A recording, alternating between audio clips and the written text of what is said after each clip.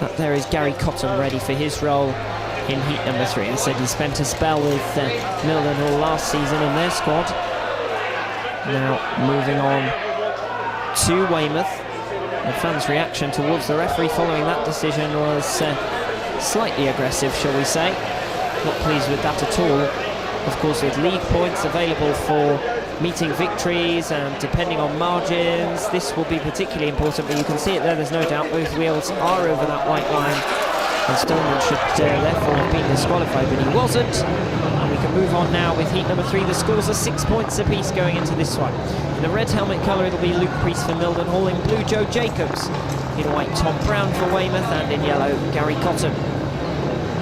Joe Jacobs, the big scorer, made a lot of the fact that he's now moving up into the main body of the side.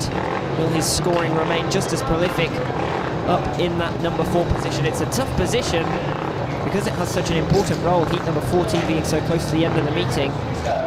Number 4 off on a very strong position. We saw with Plymouth last week they had Seaman Stevens, a 9-point averaged rider, at number 4, so Joe Jacobs will have a challenge for the remainder of this season. As we look across the takes then, off the inside start position Tom Brown, next to him it is Joe Jacobs, gate 3 Gary Cottham, and from the outside it's Luke Priest. 6 points apiece, the score's locked level going into this one. It's a great start from the inside from Tom Brown.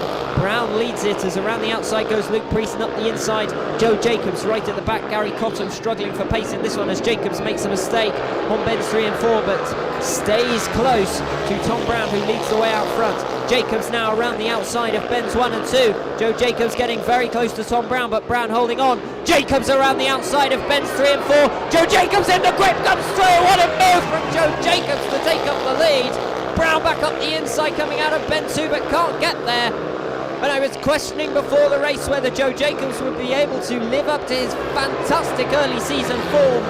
He's on a 7-point average at the first set of averages, and here he is blasting clear after making a mockery of the lead gained by the Weymouth captain Tom Brown.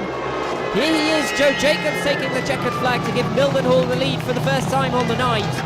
3 points to Joe Jacobs, second place Tom Brown, he gets 2.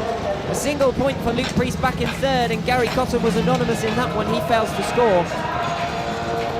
Good ride from Joe Jacobs, and no doubt at all that he is one of the most capable members of this Mildenhall squad, riding well above his start of season average, and he was very important last week, but has been in each of Mildenhall's victories so far this season.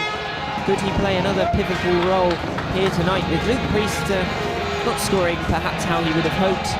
Tom Brown picking up 2 in that one to open his account, in Gary Cottham right at the back. But what a fantastic ride that was from Joe Jacobs. We'll see it again in a moment.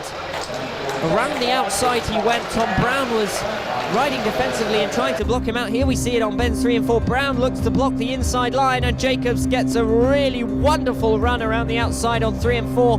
Brown for a moment looks to have it covered, but leaves enough room for Jacobs to get around, and through he comes. Brown does look back up the inside on bend 1, but continuing his fantastic run, Joe Jacobs heads off for the checkered flag, and in the end wins it by a distance. 3 points to Joe Jacobs, 4-2 heat advantage Mildenhall lead, 10 points to 8.